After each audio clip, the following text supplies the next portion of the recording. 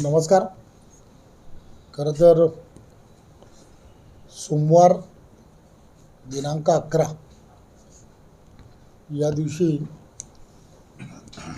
केसरी पंचवडे या भागांमध्ये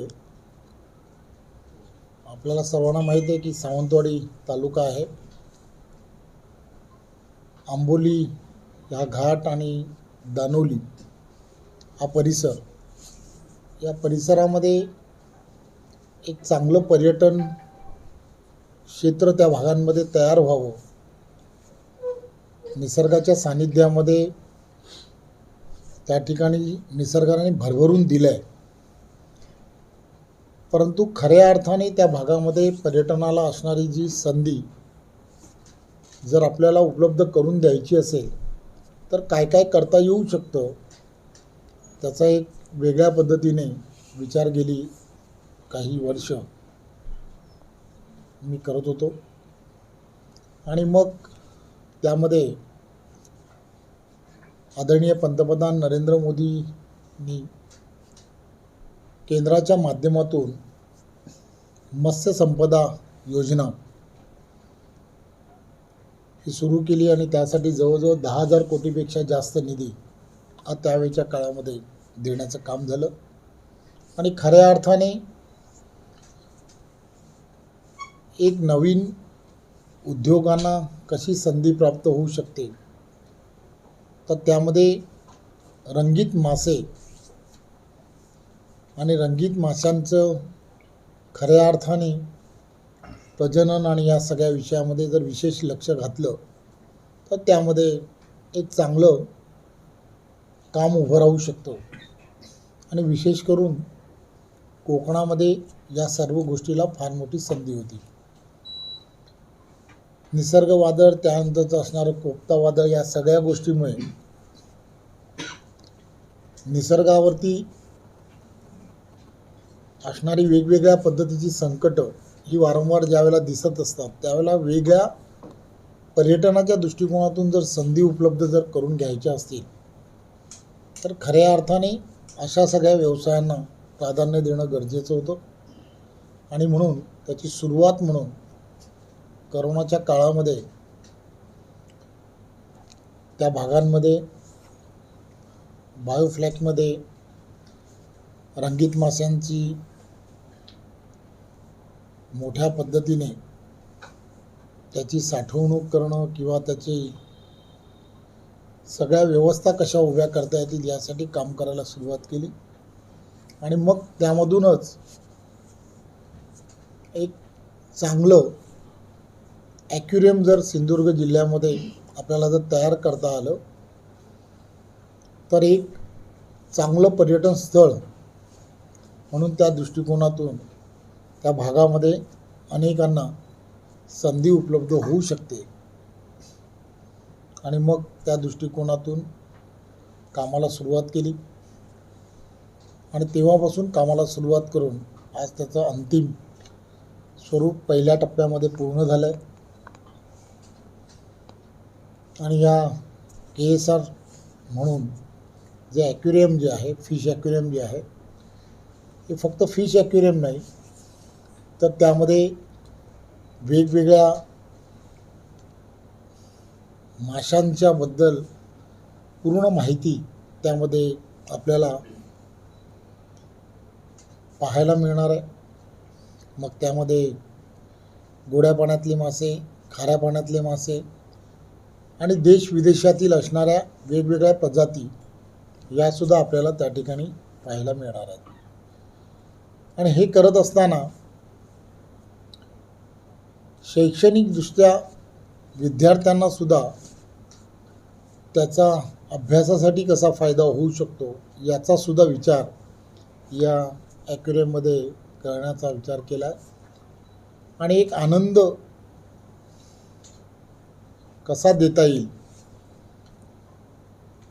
आणि पूर्ण ॲक्युरियम आणि ही व्यवस्था ही पहिल्या टप्प्यामध्ये आपण ज्या ठिकाणी सुरू केली आहे त्याच्या दुसऱ्या टप्प्यामध्ये परदेशामध्ये असणारं टनेल्स ज्याला म्हणतो याचीसुद्धा येणाऱ्या काळामध्ये त्याच ठिकाणी आपण सुरुवात करणार आहोत, परंतु त्याला लागणारा कालावधी हा फार मोठा असतो.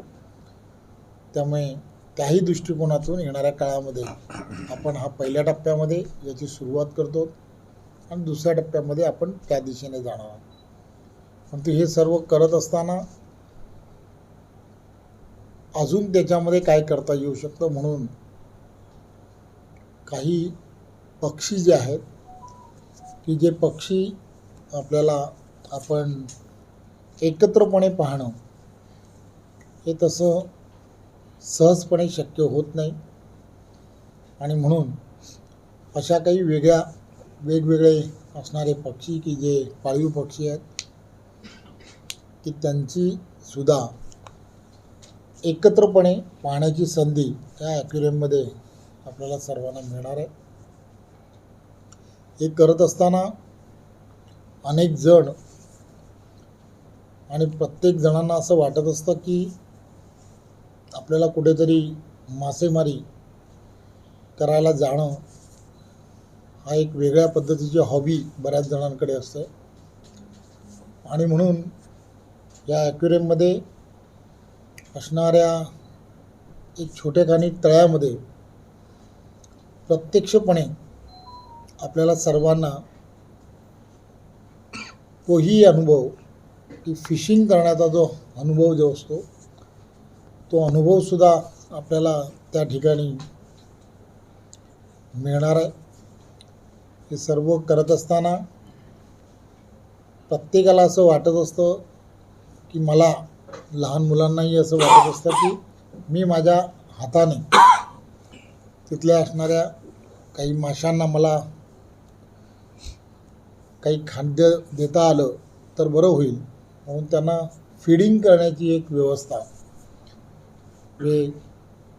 एक विशिष्ट जातीचे मासे की जे त्यांना फीडिंग करण्याची व्यवस्था ही सुद्धा एका सेपरेट सेक्शनमध्ये आपण त्यामध्ये करतो. त्याचबरोबर आंबोली आणि आंबोलीचा परिसर आपण तिथे असणारं निसर्ग, तिथला असणारा धबधबा या म्हणून ओळखला जातो. आणि तुम्हाला आम्हाला सर्वांना लहानपणापासून एक नदीमध्ये चालण्याचा एक वेगळा असा एक अनुभव हा आपल्याला एक वेगळी लहानपण आपल्याला सर्वांना आठवत असतं. तर तो सुद्धा एक सुखद अनुभव जो आहे तो अनुभव आपल्याला या ॲक्वेरियममधून त्या ठिकाणी आपल्याला अनुभवायला मिळेल अशा पद्धतीचं तिथे असणारी ती रचना केली आहे. एक ब्रिज त्या ठिकाणी आपण तयार केलेला आहे. म्हणजे ह्या सगळ्या ॲक्टिव्हिटीज करत असताना एका ठिकाणी दुसरीकडे जात असताना आणि तो ॲक्वेरियममधला असणारा ब्रिज हे सुद्धा एक वेगळं वैशिष्ट्य त्या ठिकाणचं आहे. त्यामुळे असे अनेक विषय हे आपण एकत्रपणे त्या ठिकाणी करण्याचा एक प्रयत्न हा केला आहे. एक पर्यटन स्थळ म्हणून येणाऱ्या काळामध्ये लोकांसाठी ते उपलब्ध होईल या दृष्टिकोनातून आपण तो प्रयत्न केला आहे. माझे आईबाबा यांच्या हस्ते त्याचं सोमवारी सकाळी 11 वाजता 10च्या टायमिंग आहे, 10 वाजता सर्वसाधारणपणे त्याचं ओपनिंग होणार आहे आणि त्यानंतरच्या काळामध्ये सर्वसामान्य नागरिकांसाठी ते खुले होणार आहे.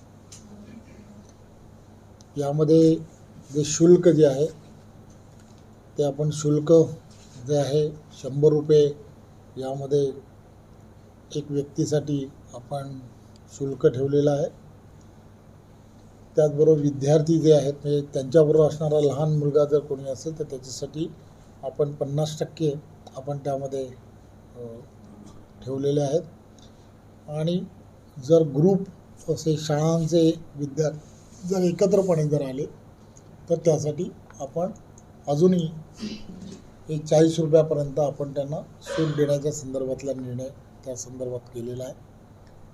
आणि अपंगांना पूर्णच्या पूर्ण हा ॲक्वेरियम जर पाहायचा असेल तर ती वेळ आणि या सगळ्या गोष्टी ठरवून त्यांना ते पूर्णच्या पूर्ण मोफत या पद्धतीने आपण करणार आहोत. मी वेळ यासाठी म्हटली की तिथे म्हणजे असणारी गर्दी आणि या सगळ्या गोष्टीमुळे तिथे कोणालाची तरी अवेलेबिलिटी तयार करून देणं आणि नंतर मग त्यांना दाखवणं असं करणं. कारण ते उंच सकल सगळं असल्यामुळे त्यांना फक्त अपंग असतील तर त्यांना फक्त ॲक्वेरियमच्या एक जी बेडलिंगचा जो पार्ट आहे त्यामध्येच जाऊन ते सहजपणे पाहतात. हे फिश ॲक्वेरियम आहे. हे शोभेचे मासे म्हणून या सगळ्या गोष्टीची या ठिकाणी आपण विचार करतो आहे. परंतु मी ज्या ठिकाणी म्हटलं आहे की आपल्याला मासे पकडण्याचा अनुभव जो आहे तो अनुभवसुद्धा आपल्याला जो घेता येणार आहे, त्यामध्ये अशा पद्धतीचे जे मासे आहेत ते मासे त्यामध्ये असणार आहेत आणि ते स्वतःच आपण स्वतः त्याला फिशिंग जे ज्याला म्हणतो फिशिंग करणं असं करता येऊ शकतं. ज्या जिताड्याच्या संदर्भात जे आपण सांगितलं की याची शेती जी आहे शेती मोठ्या प्रमाणामध्ये रायगड जिल्ह्यामध्ये करते. हे सर्वच्या सर्व मासे जे आहेत हे थोडंसं चिखल आणि या सगळ्या गोष्टी असणाऱ्या ठिकाणी म्हणजे त्याच्यामध्ये दोन्ही प्रकारचं काम होतं. हल्ली जिताडा जो आहे तो जिताडा गोड्या पाण्यात सुद्धा केला जातो आणि खाडी मिश्रित असणाऱ्या पाण्यामध्ये पण केला जातो. दोन्ही पाण्यांमध्ये केला जातो आणि दोन्ही ठिकाणची असणारी जी परिस्थिती आहे त्या परिस्थितीनुरूप केलं जातं. मत्स्यसंपदा योजनेमध्ये आदरणीय पंतप्रधान नरेंद्र मोदीजींनी अशा सर्व विषयाला खऱ्या अर्थाने प्राधान्य देण्याचं काम हे केलेलं आहे आणि जी मंडळी यामध्ये काम करतात ते पूर्वी आपल्याला सर्वांना माहिती आहे नीलक्रांती या विषयाने पण आम्ही सुरुवात केली होती आणि बऱ्याच जणांनी त्या सगळ्या विषयाला प्राधान्याने घेण्याचं काम केलेलं आहे. विषय माझ्याकडून बोलता बोलता राहून गेला. पर्यटनाच्या दृष्टिकोनातून आपण जसं ॲक्वेरियम तयार करतो आहे तसंच परदेशामध्ये आपण पाहिलं असेल किंवा इतरही सर्व देशांमध्ये एक वेगळा एक कन्सेप्ट आहे हॉट एअर बलून्स. हा एक वेगळा कन्सेप्ट आहे की जो पर्यटनाच्या दृष्टिकोनातून मोठ्या प्रमाणामध्ये अनेकांना संधी देऊ शकतो. हा हॉट एअर बलून्स हा विषय जो आहे हा सिंधुदुर्गामध्ये आपल्याला करता येऊ शकतो का याची आपण कुठेतरी चाचपणी येणाऱ्या काळामध्ये करतो आणि दिवाळीच्या नंतर त्याही गोष्टीला कुठेतरी प्राधान्याने करता येऊ शकतं का त्याची सुरुवात म्हणून जर उद्या पाऊस नसेल तर आपल्या इथे जेव्हा त्याचं उद्घाटन ज्यावेळेला आहे त्यावेळेला थोडासा प्रयत्न आपण करून पाहणार आहोत.